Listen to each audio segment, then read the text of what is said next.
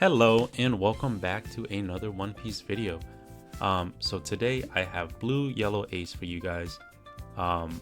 Ace is honestly one of my favorite characters in the anime until, the donut incident.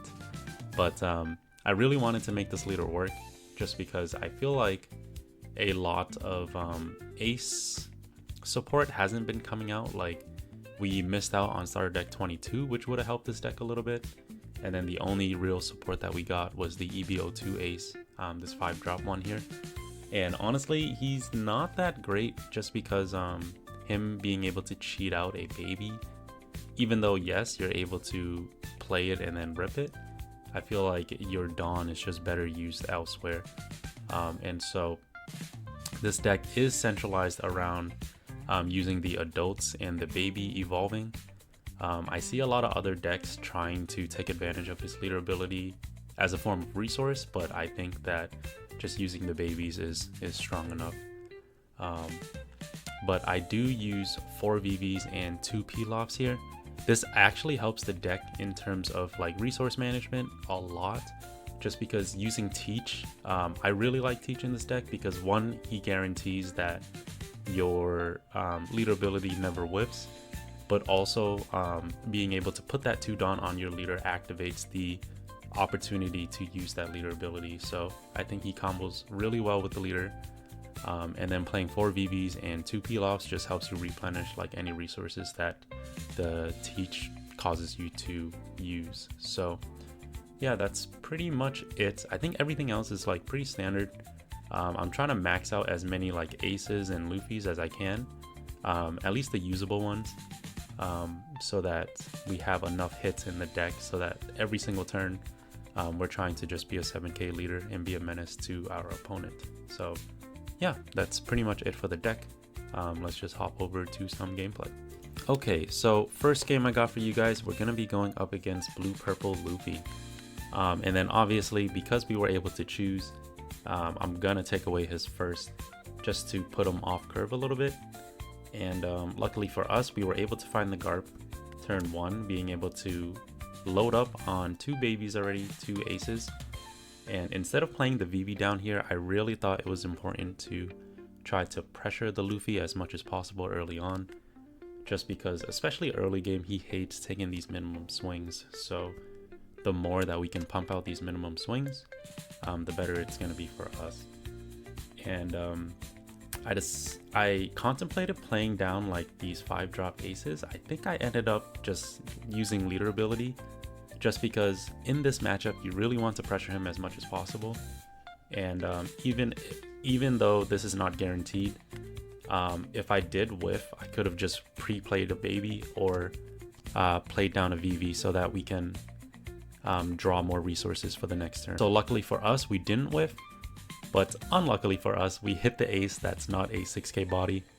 And so a little suboptimal for us, but now we're able to swing in a 10k at lead and then play down the Ace as well. So on this turn, we're looking in a pretty good spot. So we have another Ace set up. And if we're able to hit another Ace out of our leader ability, we should be able to pressure him really, really hard here. And then luckily he turns that Zoro sideways for us. That means that we can now swing our Ace into the Zoro with no Dawn commitment, which is super nice.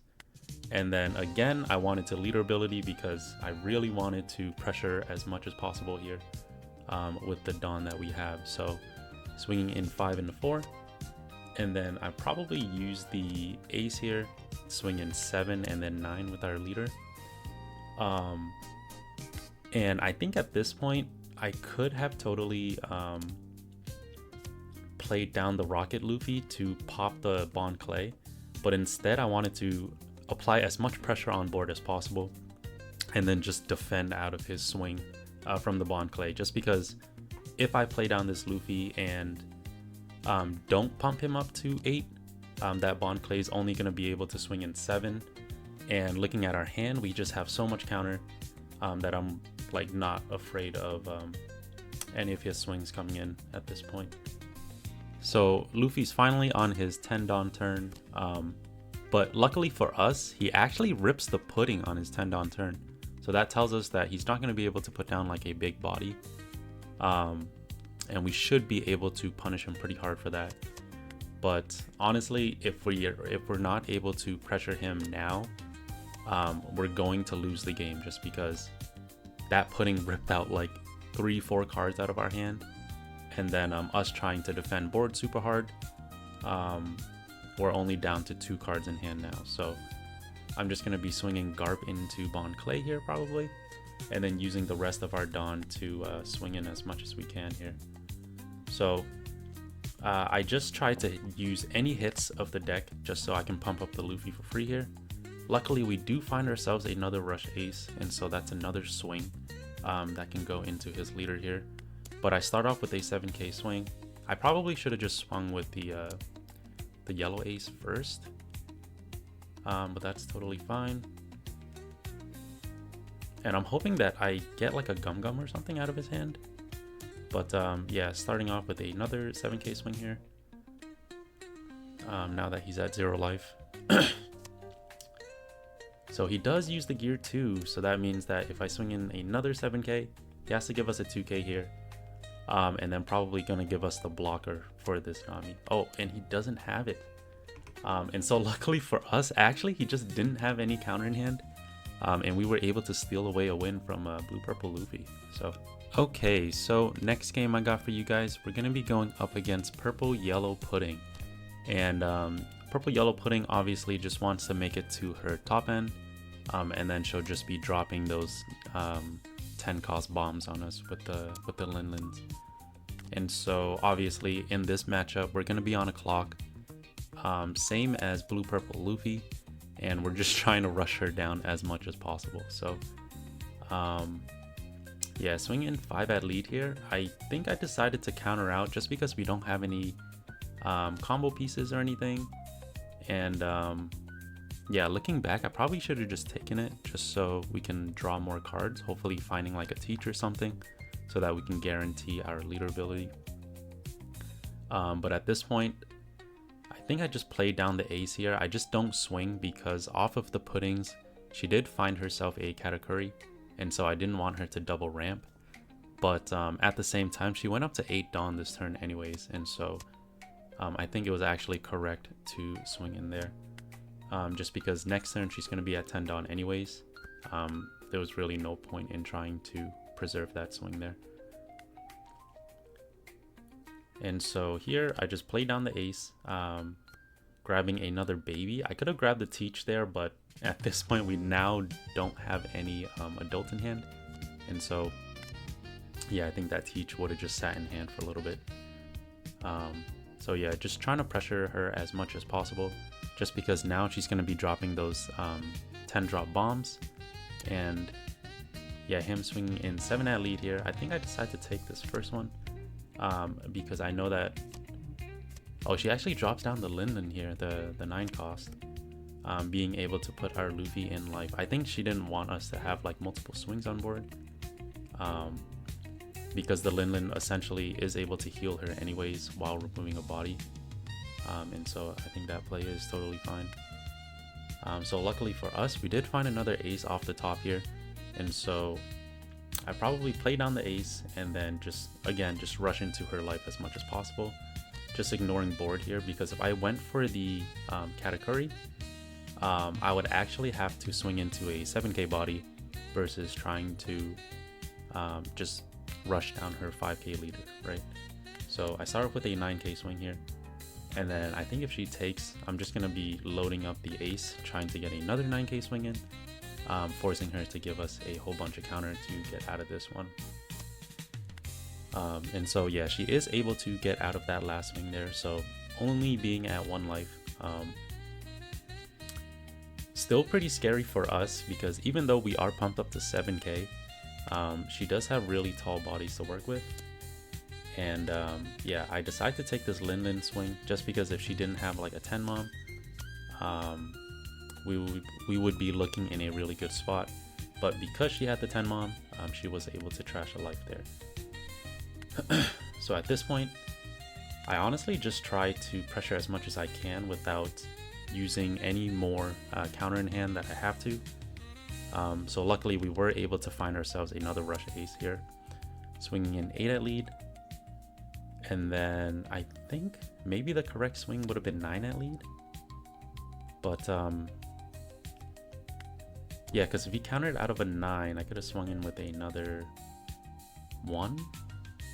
No, I think that's totally fine. So swinging in 10 at lead here. If she doesn't counter out of this one, we should be able to swing in with the 11 at lead with leader. So I decided to just go all in, just because with the amount of counter that we have in hand, we should be okay if she decides to split her Dawn and swing in.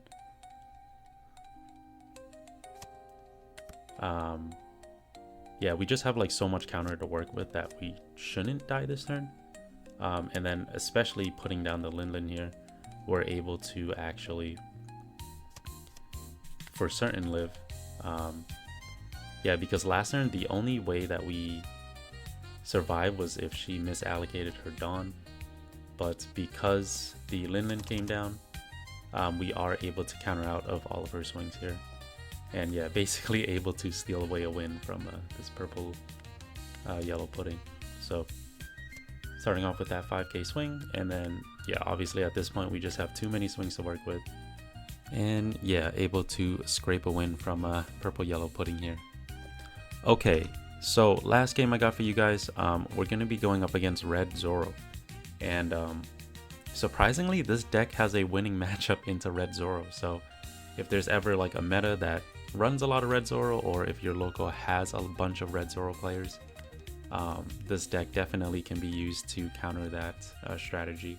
I think because blue yellow ace pumps to 7 so consistently, like every single turn, Zoro's just not able to apply too much pressure to that. So yeah, I think I just decide to play this thing slow, putting down the VV and then Garp probably. Yeah, just trying to search for answers early on. Obviously just going to be picking up the babies whenever we can. And then yeah, passing turn here, just because most of Zoro's bodies are going to be pretty small, and that means that a bunch of our bodies are going to be able to trade into it with low Dawn commitment. So yeah, that's going to be super nice. So he swings in a6 here. I decide to counter the first one and then take the second one, just because I know that 7k swing is coming in. And then at this point, I believe I decide to just take the lottery. And then luckily we do hit the ace. We could have hit either ace or Luffy. It didn't really matter. Just because we had both of the babies in hand as well. So here I decide to trade as much as I can. Yeah, being able to stack the top here. I think I should have played the Garp first. That was a missed sequence from me, just because if I played the Garp first, I could have stacked with the that stack ace, right, and then be able to put the Luffy on top, so that's guaranteed for next turn. But because we have the teach in hand, it doesn't matter too much. We could just use the teach ability, being able to develop the teach to trade into the small bodies, and then using his ability to stack.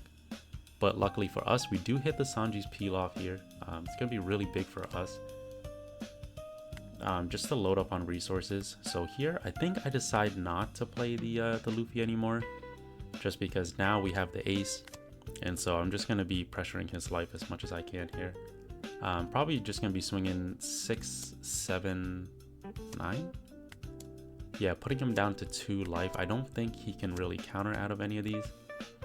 And then now looking at his board, he doesn't really have any 5k bodies to work with. And so, yeah, we're looking in a really good spot here. Especially because next turn, we have the space Luffys and we have the baby Luffys. And that means that Teach is going to be able to get us like a ton of value from those bodies, right? So swinging in 7 and 7. I think I counter out of this one as well. I debated using the pop Luffy here, but really no reason for us to waste that counter, just because he's a winning card in this matchup. And so he actually tries really hard to defend this Doctor. So it's really surprising. But yeah, the teach helps us guarantee that we hit the Luffy here. And then we're able to pop his 5k Luffy. And then luckily for us, we do find the ace. And so I think I just play the ace down, right? Instead of playing the Luffy here. And then ignore his bodies on board at this point.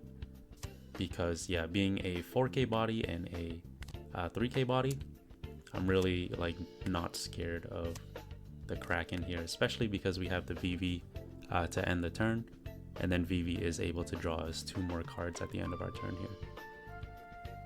Yeah, so at this point he really just has to split his Dawn and pray for the best, but yeah, we just have way too much counter to work with, and there's really no way for him to come back into this, right?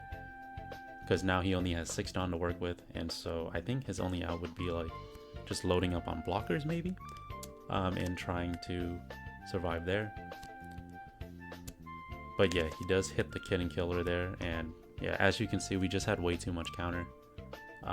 Even with the Kid and Killer, and looking at his hand, he had a whole bunch of bricks, just like a bunch of rush cards, just not enough to close out the match. So yeah, that's pretty much it for the video, guys. Blue Yellow Ace obviously is not going to be meta defining. I think maybe in the future when Starter Deck 22 comes out, I'll be experimenting with him more to see if the Whitebeard package helps him in any way. But yeah, other than that, I hope you guys enjoyed the video, and I'll see you in the next one. Bye.